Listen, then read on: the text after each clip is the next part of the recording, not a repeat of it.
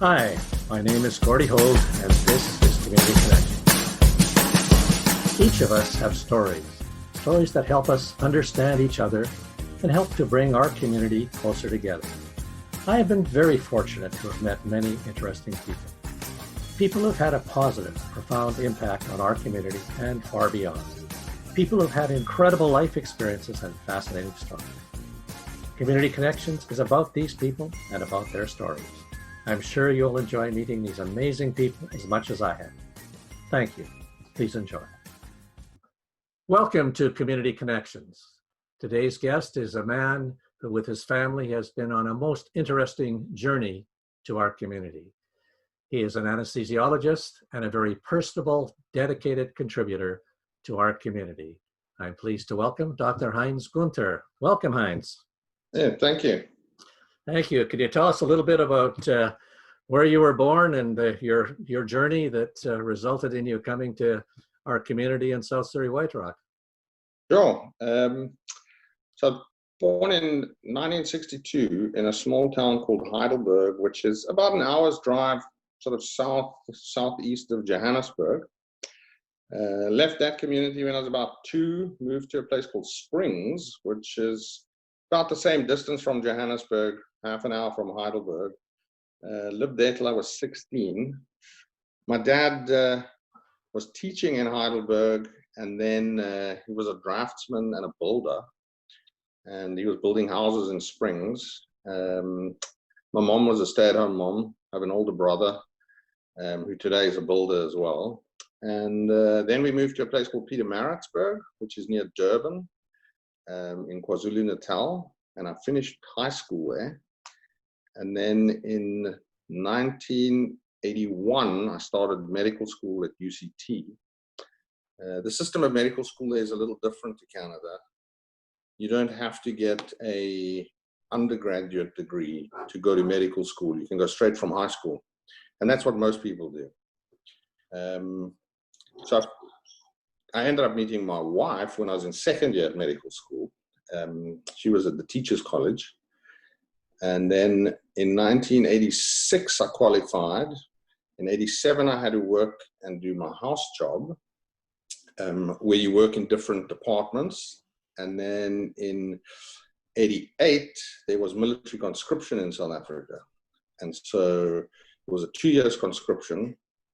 So I went to the military from 87 to 89. And because I was a doctor and I was married, I kind of got first choice of where I wanted to work. So I worked in 2 military hospitals in Cape Town.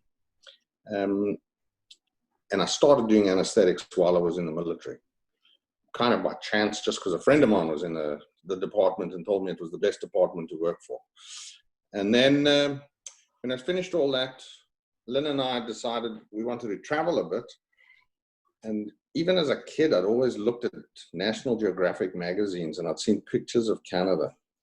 And I couldn't believe that a place actually looked like that. It's got to be photoshopped. It was honestly, I can remember sitting looking at these things and thinking, one day I have to go to this place. And so we decided we'd go, work for about 6 months, and then go back to Europe and travel around in Europe. So I phoned up a locum agency in Toronto, and the guy said to me he had a GP anesthetic job in Kitimat, BC, or in Portabass, Newfoundland. And so he said, do you know where those places are? And I said, well, vaguely on a map. I know they're on the opposite side of the country. And he said, well, think about it and phone me back and let me know what you want to do. So Lynn and I talked about it, and we decided chances are we would never go to Newfoundland. So why don't we go to Newfoundland? And we packed up and left, got to Newfoundland about the July of about 1989, 90, thereabouts, and worked in this tiny village, Portabass, Newfoundland, with about 4,000 people. Unbelievable people. I met a nurse after being there a week that I'd never seen before in the hospital, and she said, what's your wife do? So I said, well, she's at home by herself. And she said, tell her I'm coming round with my kid today and I'm going to have tea. And so she did. And when I got home that evening, Lynn said to me, we're going round to Anne and Louise on Friday night. And I said, what's Louis doing? She said, no, he works, he's in charge of the water purification plant. And I remember saying to her, like, what am I going to do? What am I going to talk to this guy about? But we figured we'd go because, I mean, we're in Newfoundland. We must talk to the locals. And we opened the front door of their house and I looked down the hallway and this head appeared behind the fridge and it was Louis.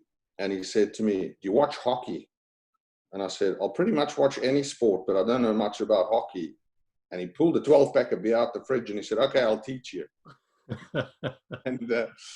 And we were the best friends, even to this day. I mean, we left Newfoundland. It's been, I don't know, about 25 years since we were last there. We've seen them, still the nicest people I've ever met, I think, as a group of people. I honestly think going to Newfoundland changed my life. I think it made me a person. It made me see that you don't need all that much in life to actually be happy, and you should be content with what you have and the small things in life and family. For them, everything was about the family. And I remember meeting an old guy who was in his 70s. Sorry, Gordon. Yeah. And he said, I said to him, have you ever been to Corner Brook, which was 200 kilometers from Port aux Basques? And he said, no. He said, but I've been across on the boat to North Sydney. So I said, oh, okay. I said, why don't you want to go to Corner Brook? He said, well, what for? And I remember at the time thinking, that's crazy. Why wouldn't you just go there to have a look? And the older I've got, the more I've realized how fantastic it must have been to be that guy, because he was just content with what he had. It wasn't a big deal. We got to go cod jigging. We rode across the frozen ocean on a skidoo with the ice breaking behind me. We did the usual sort of Newfie things, learned to dance a jig and kiss the cod and all that. But yeah, what's that? Did you be screeched too? Have to have that drink? Yeah, screeched in, yeah, for sure. And then we in the winter, they have a community sort of fair that goes on for 2 weeks, and people take leave to be on teams, and you build, like snowmen, and you have blueberry eating pies and all community stuff. It was unbelievable. So we were on a team, and our team actually won after 2 weeks. It was amazing. And then, so we were in Newfoundland. Then we left and went to Europe for 6 months, traveled around there a bit, went back to South Africa. I started doing a residency in South Africa in anesthetics at that point. And about 18 months later, I got a call from the guys in Newfoundland, and they said if I came back and worked for them for 2 years, they'd get me into a residency program in Canada. I didn't really know how the system worked very well, but we thought, well, we wanted to leave South Africa, so we would do that. And after being there a year, I said to them, so where am I going to go next year? And they said, oh, they can't get me into any program. The rules have changed.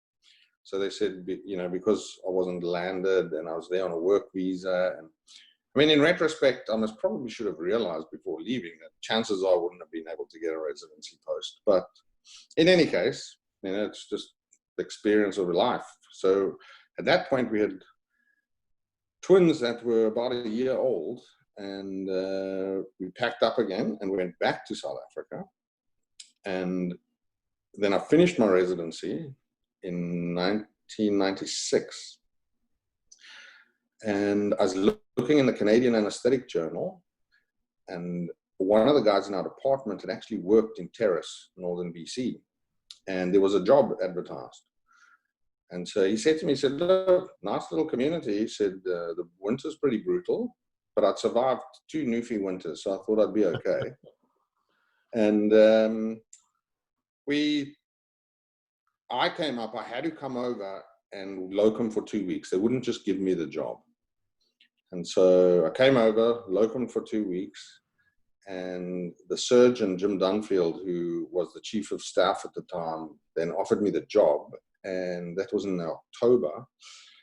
And so I phoned Lynn, I said, they offered me the job. And she said, well, what do you think? And I said, it's God's country. When I flew up, excuse me, when I flew up on the Dash 8, it was the fall, and it was a beautiful sunny day. And for the 2 weeks I was in Terrace, it was beautiful sunny days. I didn't realize it's not always like that. And it really is. I mean, the flight up there is unbelievable. The glaciers and the mountains.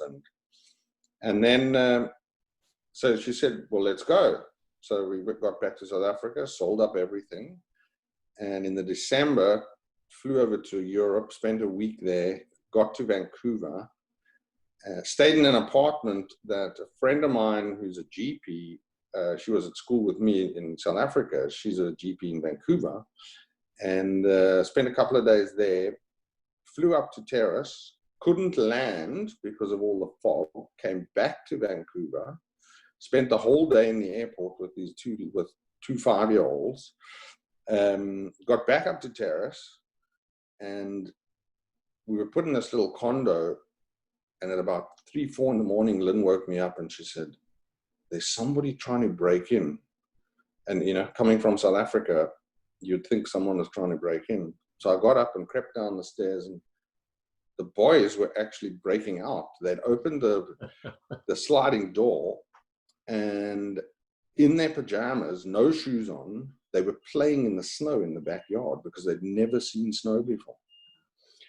And I took a chair and I put it out on the back deck, and I just sat there and let them play in the snow for like a half an hour. And yeah, and then about 6 weeks after arriving, we had a record snowfall of 156 centimeters of snow in a day.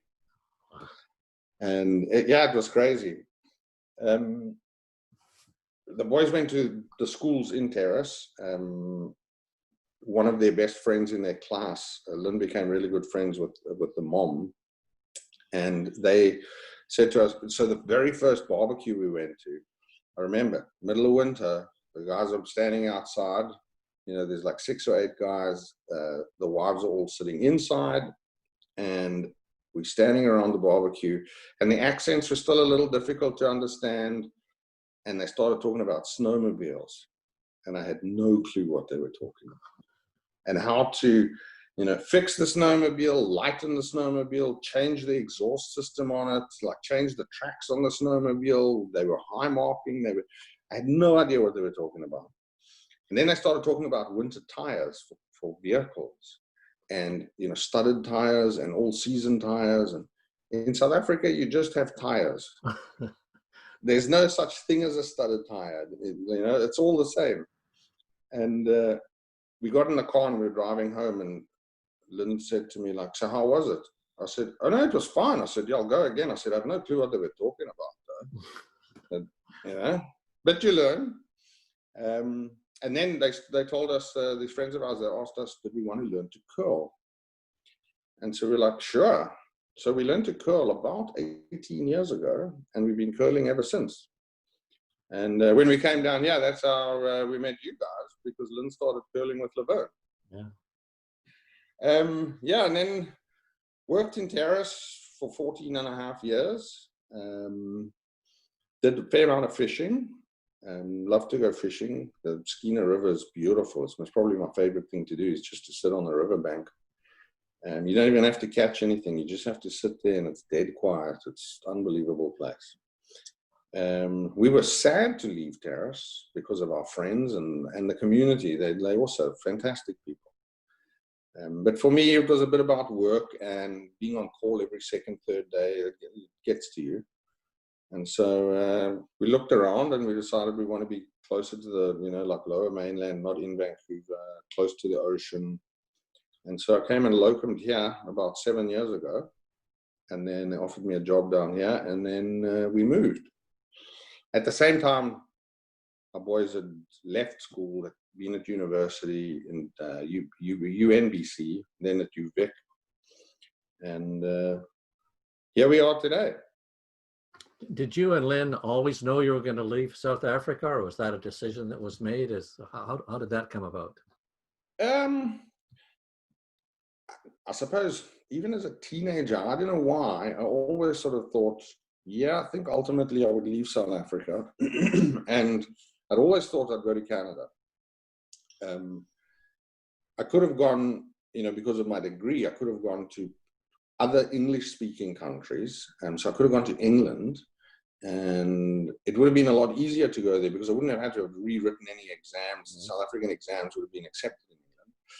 I could have gone to New Zealand. It was reasonably easy to get into New Zealand. Australia was fairly difficult. They didn't need doctors at the time. The US is difficult to get into. It's possible, but quite honestly, I never, ever really wanted to go to the US. And then when Lynn and I were married and we traveled around a bit and we'd seen Newfoundland, and then from Newfoundland, we actually traveled through, went to Nova Scotia a couple of times. We traveled on the train from Truro through to Montreal to Toronto. Went and saw the Blue Jays in a preseason game. I remember they wore green hats because it was St. Patrick's Day. And yeah, so we always kind of felt we wanted to leave. Then when we went back a couple of times because of the residency and everything, we ultimately decided we wanted to leave. And mainly for us, the decision was, I couldn't see my kids growing up in South Africa. The society is just very violent for lots of reasons, black and white violence, particularly related to apartheid era, black on black violence related to tribes and that are just, the different tribes don't get on with each other. It's just traditionally, it's been accepted that if you happen to be an African guy who gets his tribes insulted, he feels he has the right to kill you. So there was that. Still going to be a difficult decision with your family there, and oh yeah, no, for sure it is. Yeah. At the time, with the kids and Lynn and I, it was like, and because we'd been to Newfoundland and back, and so we hadn't been in South Africa all that much for the sort of last the 5-10 years before that. It wasn't so difficult for us to move. I can remember my mom particularly being really sad. And at the time, you're young, you don't really think about how it's going to affect your parents maybe. So you go and it's a bit of an adventure for you. For them, there's just this void because you've left. But now, with kids that are 27 years old and they moving on in their lives, and our one son, Carl, has just moved to Terrace. So he's moved back there, actually, and he's going to work there as a dentist for a while. Now we realize how far away he is, and it's not actually all that far, and how much we miss him. So, we can only imagine what, for our families, what it must have been like. My brother, he was quite upset that we left. He was, it was just after Nelson Mandela had been released from prison. He was now the president. The country seemed to be coming right. Everyone was a bit optimistic. The economy was better.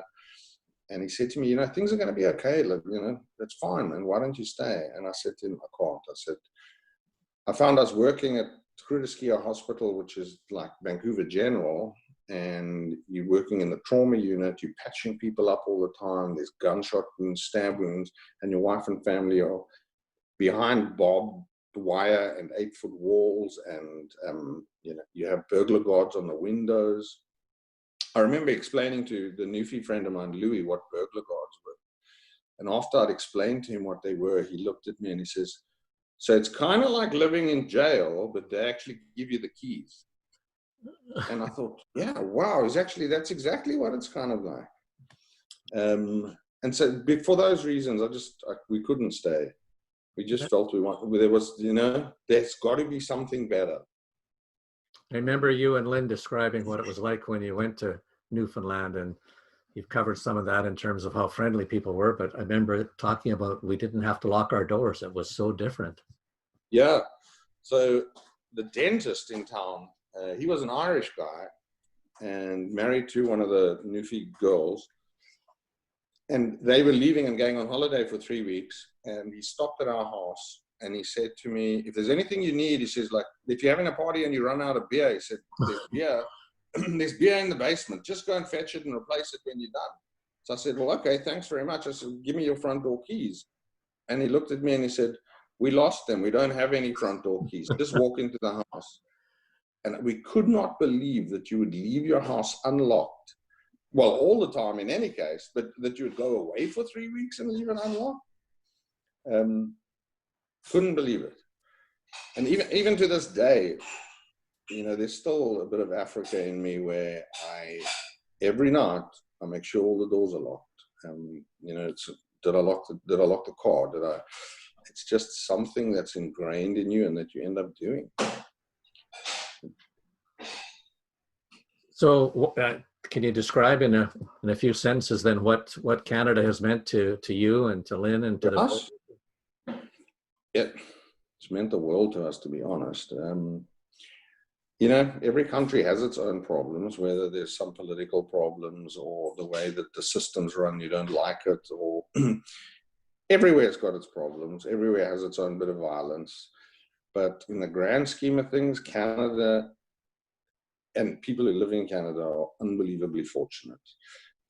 Yes, you know, there's homeless people on the downtown east side, but the numbers compared to the number of people in South Africa, and the ones in South Africa, they're going to get no assistance at all because the government can't afford to give them any assistance. Whereas here, you will get some assistance. National health care, you know, initially I thought, yeah, it's okay, but they should have a private system. Now, I think for sure you should have a national health system. I think maybe there is a place for some sort of private system within Canada. When we went back to South Africa the last time with the boys, on the way back, so this was about 6 years ago, we were in London having dinner, and they both said to us, thanks for bringing us to Canada. So we looked at them, excuse me, and I said, what do you mean? And they said, we can see how many problems there are in South Africa and how difficult it's going to be for the younger generation to live in South Africa. You know, the unemployment rate in certain areas is 50% or more. And they said, so thanks for bringing us to Canada. And you feel kind of vindicated in a way because you know, you feel like you've done the right thing. Although sometimes there's stuff about South Africa I miss, particularly the rugby, and but you kind of have to assimilate and be Canadian, and you know, or attempt to be Canadian, and learn to watch hockey and to curl, and you know, to figure out what a snowmobile actually is. And once you do all of that, you realize what a fantastic place Canada actually is. We have nothing to complain about. You know, of all the countries in the world, in my opinion, we must probably the best one and the luckiest people to be here. It's strange in a way because Lynn does not feel at all foreign in Canada. She feels Canadian. I still feel a little bit foreign, but I think because it was maybe a little bit harder for me to leave my family than it seemed like it was for her to leave hers. So it's almost like there's still this pull that I want to go and see my family all the time. But the Canadians, you know, born and bred here, the Canadians that are foreigners originally like we were, everybody's been fantastic. It's just a wonderful place to be. And I think some of us who have spent our whole life here take a lot of that for granted. Yeah, I think so. One of the things we did attempt to do, I suppose intentionally in a way, was when we got to Terrace and when we went to Newfoundland, the Newfies, you know, so Anne came over to our house and we went and visited them the next Friday. They said to us afterwards, they said they would have asked us out 3 times. If we said no the first time, they would have thought, okay, you know, maybe you've got something on. If you said no the second time, they would have thought, okay, maybe they've got something on. If you said no the third time, they would have thought, okay, you want to be left alone. So when we got to Terrace, it was kind of the same thing. What do you do? There's a fair number of South African doctors up in Terrace, but you've moved to Canada for a reason. In my opinion, you kind of should attempt to be Canadian. And we sort of felt we need to make friends with the locals. So I had a few friends that were South Africans, but for the most part, all my friends here, they're all Canadians. Yeah. And all of us in Canada are immigrants. All of us at some point, Yeah. in one way or another, and that's the growth of our country continues to need many more immigrants. Yeah. For us to be able to survive. You've worked in both the private and public medical delivery system. Have you had any more comments about that and how we might be looking at some of the things you think we can benefit from your experiences in those two? Sure. So South Africa's system, for effectively a third world country, it's kind of, it has third world parts to it and first world parts to it. It's a bit of an anomaly that way. So people that are relatively wealthy who can have medical insurance will take medical insurance, and then they can get their care in a private hospital. Somebody that doesn't, which is the majority of the population, would go to the government-funded provincial hospitals. And that's where I did my studying, and that was at the provincial hospitals. The system works well in that the guy who might be homeless, gets knocked over on the road, fractures a femur, he's going to get his treatment, and he's going to get it as fast as you or I would with a fractured femur, and he's not going to have to pay a cent for it. If it was me and I had the fractured femur, and if I ended up at a provincial hospital, which you can do, based on your salary, you would have to pay a certain fee. If you had medical insurance, then you could go to a private hospital and most of the bill is going to be paid by the insurance. You would have to pay something. I know particularly in Canada, I think the argument against that is, so why should somebody be able to pay and get their medical, care faster than someone who's not paying? I don't really know what the answer to that is, honestly. But what made me think that the national healthcare system is a good system is that a few years ago, a friend of mine in Terrace's daughter had a baby premature at 27 weeks. And they were flown from Terrace. They ended up at BC Women's and Children's. They were there for months. Then they were transferred to Prince George and then eventually back to Terrace. And this was 6 months later or more. And it didn't cost them anything. And I remember at the time saying to the friend of mine, Barney, I said to him, if you'd lived in South Africa and this was going to happen, you would have to remortgage your house. And at a time when, you are under stress because you've got this premature infant, or if you've just had a heart attack or whatever the case is, the last thing you want to be doing is worrying about how much it's going to cost you to get this fixed. So without a doubt, the national healthcare system, I think, is a good system. Certainly for cosmetic surgeries and whatever, I think people want to pay, they can pay. We don't have enough people within the system. So if there is private healthcare and there are people who want to pay and get their procedure maybe slightly earlier, for instance, do I think that's a bad idea? Not necessarily, because the system is actually flawed in that way already. The police, prison services, workmen's compensation, they all want to get their guys fixed as quick as they can, because then they're like back on the force, or so they have private insurance so they can get their procedures done faster than the general public. So if they can do it, then why can't we all do it? So I'm just saying goodbye to my one son who's heading back to the island. Yeah, so I think there's place for both, but without a doubt, I do tend, compared to 20 years ago, I'm way more in favor of a national health system. Could the national health system be better? I'm sure it could. Anything that we do could be better. I think the one thing if they could do one thing to the national health system, my son in Terrace is not going to be happy because he's a dentist. If they nationalized dentists I think from a healthcare perspective, I think it would make a huge difference. Other than that, no system's perfect, but what we've got is pretty good. Is there anything, if you reflect on your upbringing and growing up in South Africa, or anything in your family life that indicated you might be moving into medicine? And is there any precursors? No, there's nobody else in my family that's in the medical field.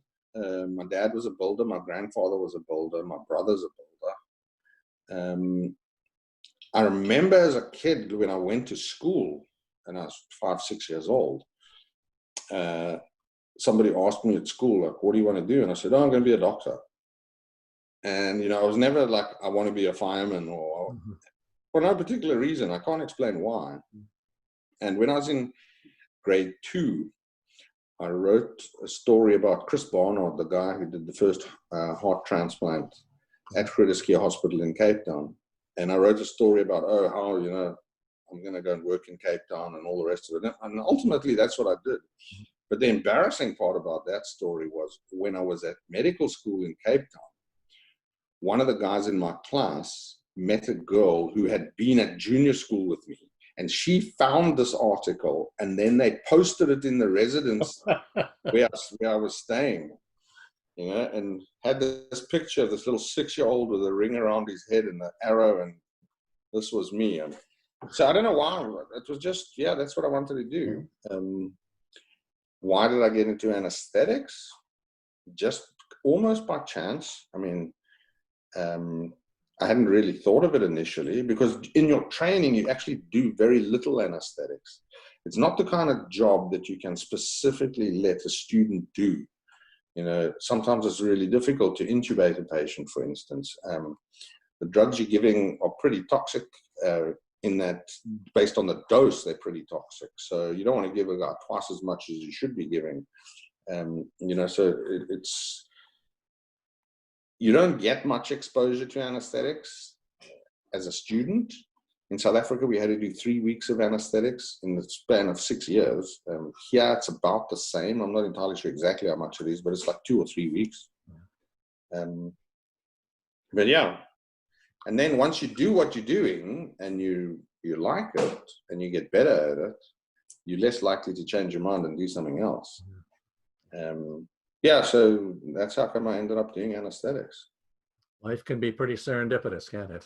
Yeah, exactly. Yeah.